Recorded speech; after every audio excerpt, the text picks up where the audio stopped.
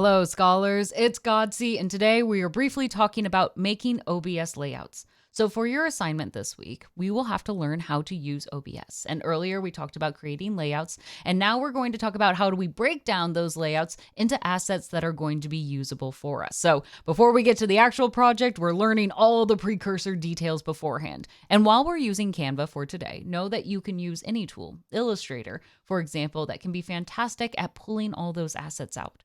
The key thing will be able to save those assets individually as transparent PNGs. If you have any difficulty doing that, reach out to me, especially if you're using Canva and the free version. You may not have access to be able to make them transparent PNGs, but I can. So send those files to me and I will get those assets to you. Now let's go ahead and take a look at our OBS layouts that we're going to create today.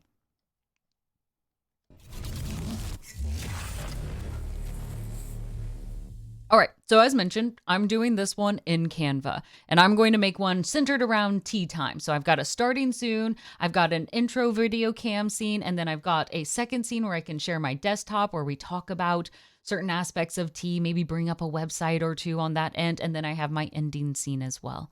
So when I'm creating my layouts, the first thing I want to do is make sure that I also have my brand deck available. So I've got one scene open, all right, one presentation style in Canva, but then I also have my brand colors available. Just because I might be making something for a client as well, if it's something still to do with me, let's say I'm the one doing tea time on my stream for a partnership of a brand I love, I still wanted to have aspects of myself where we can combine them, but I don't want to make sure that I'm eliminated whatsoever. So I'm making sure that my brand colors come through, even though it might be tied in or pulling in another brand as well. That way, I'm consistent through and through, and when you look at it, you can tell it's a caustic brand. So, hopping back to our original one, we're doing a presentation mode over in Canva. This helps us with dimensions as well. I'm stealing the hex codes from my color palette just to make sure that I'm good. But when I create these, I want to think about what I have. So here, I have my intro. All right, so I've gone into Canva. I've used a variety of assets. I found layouts that I like. The key little title header. So if I were just to save this later on as a recording on YouTube, it doesn't scream streaming now sort of experience. It transfers well, which is what I want it to do. So I've got my text, I've got my background, I've added a little bit of darkness on the edges just to give it a little more density and also levels and depth to it.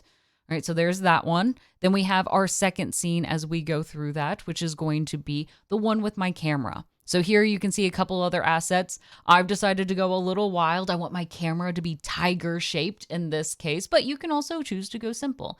If you want more square lines or circles and ovals, you can consider that. Think about what works for your brand. What shapes align with how you've been developing your brand? Not only do I have the tiger mask on, but I also have my name written in Chinese up in the left corner. All right. That was given to me by my grandma. That's my actual name. And then I also have some bamboo assets that I've included as well on top of my background. Awesome. So I've got all of those in place. Then I go into my third scene that I have. This is one where I can share out, of course, showcasing, hey, let's take a look at this on the website. Let's see what their description is. So I have my camera that's going to be smaller. I've got my bigger camera and all the other assets that are exactly the same. So that's our third scene that we're creating. And I'm putting these in layouts just so that way I know, what do I want this to look like? At the end of the day, when the scene is up and all the things are in place, what should be the layout? So that's what I've created here. All the clouds, all of that, all branded to my colors that I've just chosen from Canva. You can even see over on the left side where my camera is actually kind of hiding it a little bit, some of the assets that I've gone through to try to find something that works.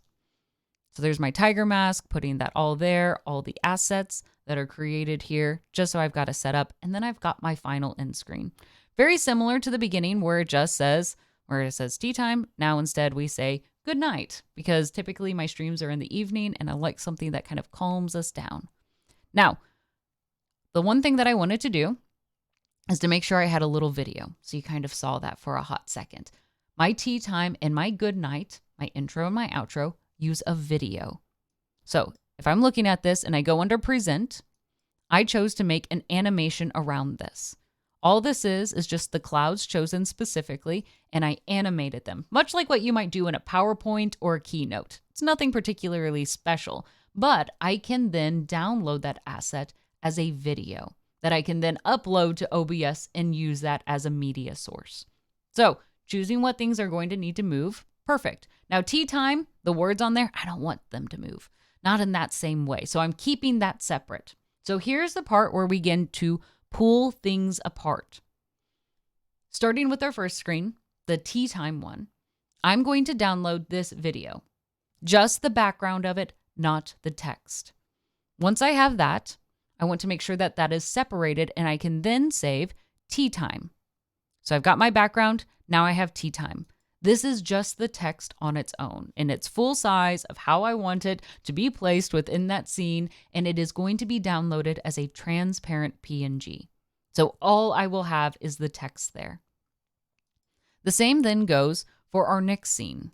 Now I've chosen to group these together for the sake of it, but in our next scene where we have our tiger mask, right? Again, I want to make sure that I've got my background. So we have the tea time. Let me click through. There it is. There's our tiger mask. This is the scene that I want to create. So let's take a look at all the assets that it takes separately to put that together. So in that, I've got my background next up. The background, less darkness on the edges. I want it to be a little bit brighter. I've got my tiger mask also, which is separate. I want to put that center and as big as possible. Whenever we have camera pieces and we want them to be a particular shape, especially wonky shapes, make them very big. I've got my nameplate. It's not really great quality blown up, so I keep it small on that end. It is what it is. I should work with my designer to make it a little bit better and crisper on the edge. Then I've got my bamboo separate pieces as well. Now I'm fine with keeping all of my bamboo pieces on their own. If I wanted them to come up one at a time, I would then separate those and put them each on their own page to be downloaded separately too. But I'm happy that all the bamboo could eventually move together.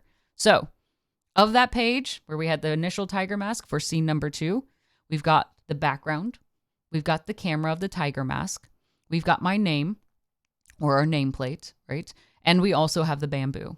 For that scene, we have 4 different assets that we needed to create. Now, as we have all of these bamboo in place and we're happy with the layouts of how these things are, we go on to our third scene. Now, the third scene is pretty similar on this end. The only thing that is different is our big black box. So I don't need to re-download everything, all right? I just need each asset once and I can upload it as many times as I want. So the only thing I need to include at this point is my box. Now, technically, if it's just a plain box with no border, I probably don't need to, but for the sake of show, I'll do that. If you have a border where you want to own it instead of just having floating images, which is often recommended, you will have something to download here. Something a little bit different. Now, you might have a different layout that instead of just having the one camera where it's you, maybe you are imagining this as an opportunity to talk to someone else, like an interview or a panel discussion or something along those lines. So you might have, instead of a black box, another camera box. Also fine, make sure the shaping is the shape that you want, the borders are the borders that you want, and all of it is in line with your brand. Awesome. Now, the last thing is, of course, our final or in scene that we have where it says good night on here. Now, because we have our intro video, that's the background, the video background with the clouds moving in, already downloaded. All I need at this point is the good night text. So again, choose that, make sure it's there in the sizing that I want. Can I change it later on OBS? Sure. Can I center it on OBS? Sure. That's perfectly fine. So what I want to do at this point is choose to save my materials. So if I go in the top right corner under present, I will click download. Under download here, you'll see it defaults to PDF standard, which is not what we want. All right. This is not a PDF that you will be downloading. Instead, make sure that you go up and you choose PNG. Save it as a PNG. Now, if you have the paid version, you can also then save it as a transparent background. Sometimes in the unpaid version, depending on how Canva feels, you might also be able to download as a transparent background. Go ahead and keep the size at 1920 by 1080. That is going to be key. Most streaming services that you will do or recording services like on YouTube will use 1920 by 1080. That will be standard. If you make it bigger, the sizing is going to be a little more annoying to pull it in. And if it's smaller, you're going to have to stretch it and you might sacrifice quality. So keep it right there. Now, as I go through to download those, I'm going to download my PNGs, right? The ones that are not videos on that end, and download all of those assets.